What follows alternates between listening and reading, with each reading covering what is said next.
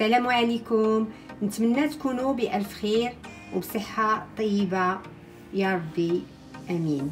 اليوم غنشارك معكم جوج ديال الوصفات ديال الدنجال. عندي لو غولي ديال الدنجال اللي معمر، كيجي طاجين، كيجي في الفرن، كيجي رائع بالفرماج. وعندي البابا غنوج. دونك غندوزو المقادير ديال الوصفه الاولى.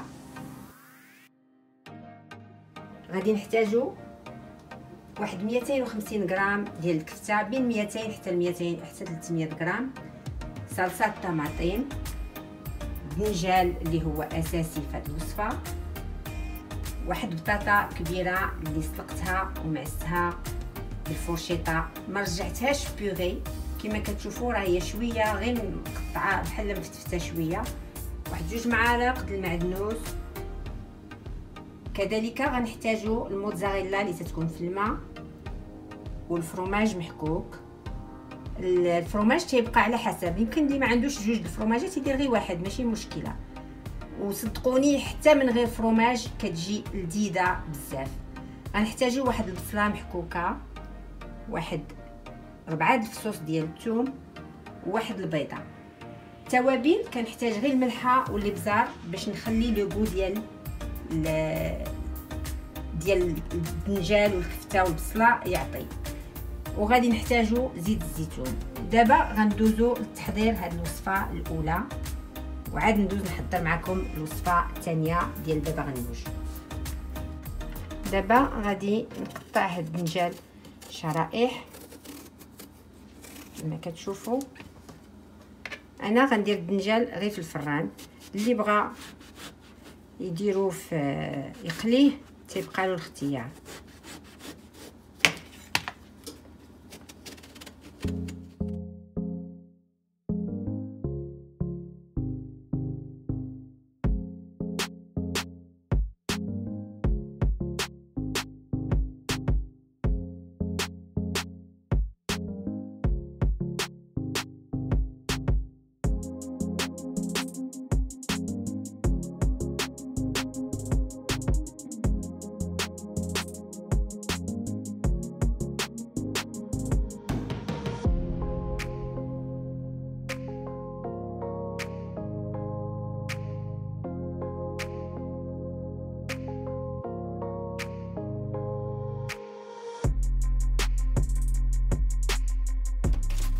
غنحط هاد الدنجال بحال هكا باش ندخلوه للفرن.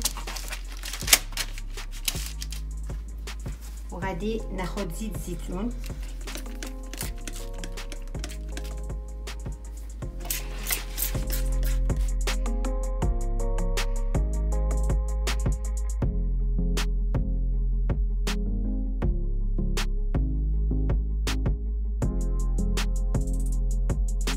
غنقلب الدنجال وغادي ندير نفس العمليه هكا. تيجي الدنجال ماشي ميدم، الطبق تيجي شويه خفيف.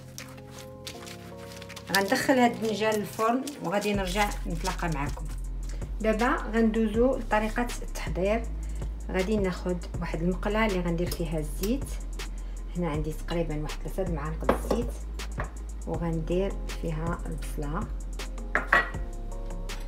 ودوك واحد 2 روس ديال الثومه،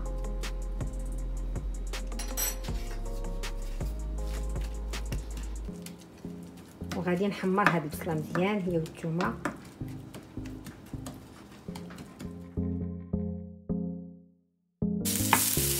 بعد ما تحمرات البصله غنزيد عليها الكفته. بعد ما طابت لنا الكفته غنزيد معلقه د البزار مع مراش صغيره، والملحه كتبقى على حساب الذوق. كذلك ما تنساوش بان الدنجال رشينا عليه واحد شويه بالملحه باش ملي يطيب ما يجيش باسل. دونك الكفته ديالنا طابت، غادي نحيدها وغادي ندوز نطيب سلطه الطماطم. دابا غناخد 2 روس ثانيين ديال الثومه وغنحط عليهم شويه ديال الزيت الزيتون غير شويه، وغنحركهم. بعد ما تحمروا غنزيد عليهم صلصه الطماطم.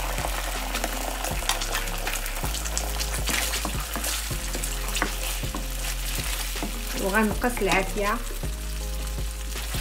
هنا كما كتشوفوا عندي صلصه ديال الطماطم خضره بزاف انايا قاصحه، دونك غنزيد عليها واحد شويه الماء. كذلك غنزيد شويه د الملحه وشويه د الابزار، نص معلقه د الابزار ونص معلقه د الملحه. وغنخليها نقص عليها العافيه ونخليها صلصه الطماطم طيب.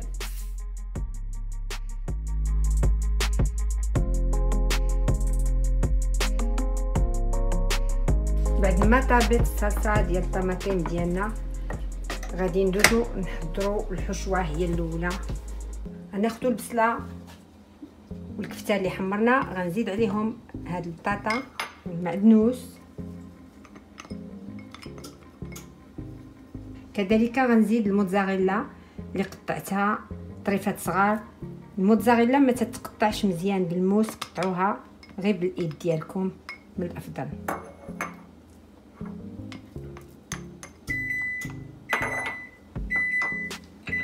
غنزيد داك البيضه،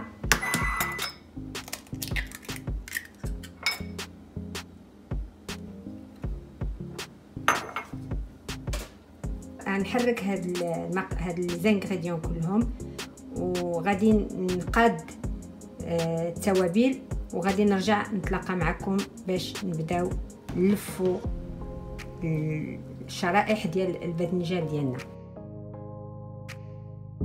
دابا غندوز لطريقه التحضير. غادي ندير نص ديال الطماطم في هاد المول. هاد المول انايا عندي صغير، غندير جوج، غندير هذا وغندير هذا حتى هو صغير. وهذا هو لافارس ديالنا بعد ما خلطتها مزيان. دونك غناخذ ديروا اون بون كونتيتي باش يجيكم ما يجيكمش غير خاوين الشرائح بحال هكا. وغادي نحط في هاد المول، صدقوني تيجي رائع، تيجي لذيذ بزاف. عندي بزاف ديال الاطباق ديال البنجان ان شاء الله غادي نقدمهم معكم.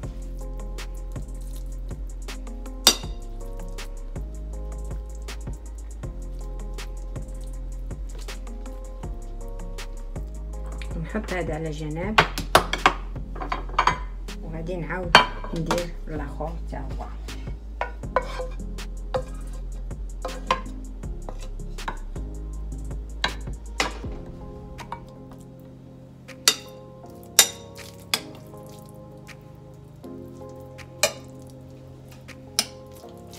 دونك انا حضرت جوج ديال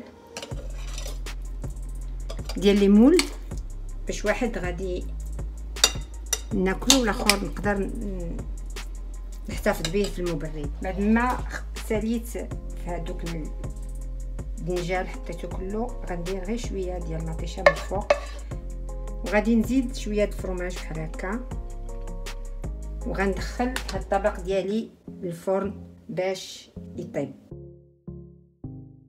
دابا غندوزو للبابا غنوج. بابا غنوج ما كنحتاج في الاول غير هكا الدنجال تنتقبو بحال هكا، وغادي نخشيه حتى هو في الفرن باش يطيب. وغنقول لكم شحال ديال الوقت خدا ليا باش طاب. كما كتشوفوا بعد ما طلعت الدنجالات غير كندير هكا تيتخشى الموس صافي دير طابو. خداو ليا تقريبا واحد ساعه الا ربع في الفرن، ولكن الفرن عندي الحراره دايره. غادي نحل في هذا الشكل الدنجاله، وغادي نحاول نحيد لها سخونين. خصكم تخدموهم سخان قبل ما يبردوا.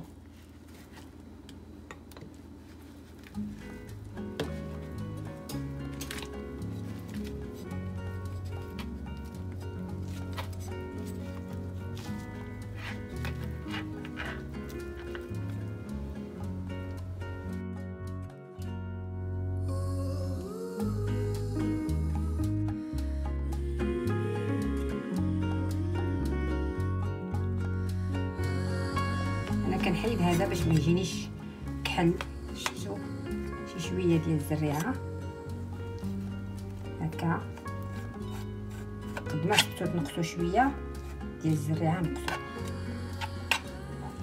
دوكا هاد الزريعه تتبان ليا انا رقيقه ما غاديش تبان، مي كاين بارفوا كنلقاو فيه زريعه كبيره بزاف. كما كتشوفوا الدنجال طلق الماء، غادي نحاول نحيد منه هاد الماء. غنطحن الدنجال بهادي بحال هكا. هادي بريس بطاط اللي كديروا بها لا بيوري. الدنجال كيطلق كما شفتوا الماء، غادي نحاول نقص هاد الماء.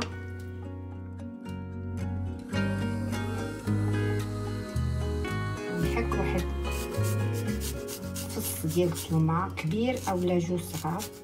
غيرت الزلافه باسكو هذيك جاتني شويه صغيره. بعد ما درنا الثومه غنديروا الحامض تقريبا، كيبقى الحامض على حساب الذوق.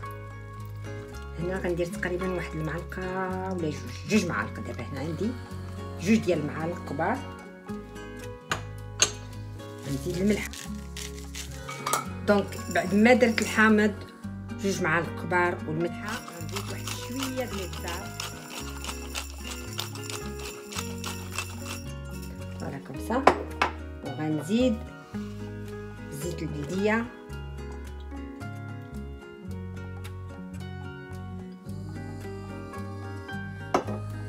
وغنزيد الطحيني ونخلط.